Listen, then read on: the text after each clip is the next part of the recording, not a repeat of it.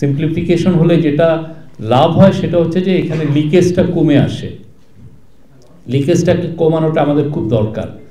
আরেকটা হচ্ছে যে গভর্নমেন্টে আসার পরের থেকে আমরা কিন্তু চেষ্টা করছি যে আমাদের খরচটা কত কমানো যায়। আপনি দেখেছেন যে চিফ অ্যাডভাইজার যখন বিদেশ যাচ্ছেন, আগে যখন 250-300 জনের বহর নিয়ে যেত, আমাদের এখানে বেয়ারলি এটা 40-50 জনের উপরে উঠেই না, এবং তাও বেশিরভাগ ক্ষেত্রে দেখা যায় যে ওনার সিকিউরিটিটা যেহেতু আমাদের দেখতে হয়, সিকিউরিটির এসপেক্টেই আমরা বেশি সংখ্যক লোক যাচ্ছেন।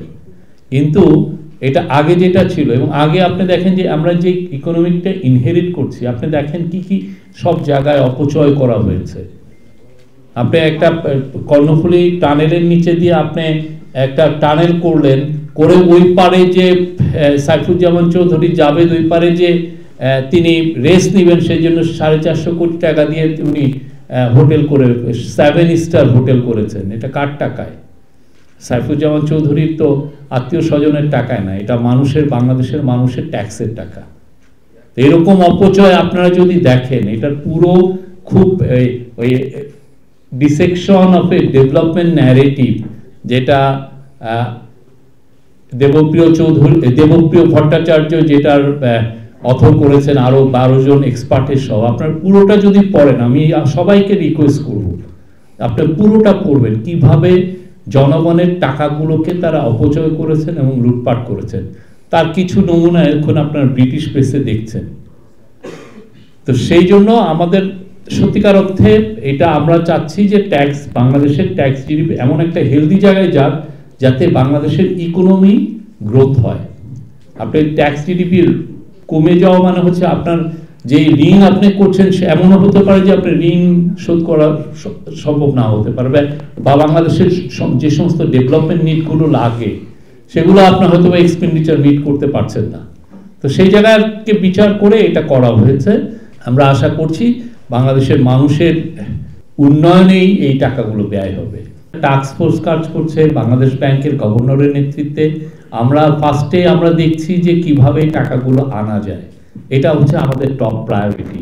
আরেকটা হচ্ছে যে এই সংক্রান্ত যেই চুরি তো আনলিমিটেড হয়েছে, সেই চুরিটাকে আগে ডিটেক্ট করা, ট্রেস করা, কোথায় কোথায় চুরির টাকাটা রেখেছেন, কিভাবে চুরি। আপনিও আজকেও দেখেছেন যে এই যে 60 কাঠার জমির উপরে বলে যে পূর্বাঞ্চলে যে জমিগুলো করে নিয়েছেন সেটার উপর আজকে একটা কেস হয়েছে।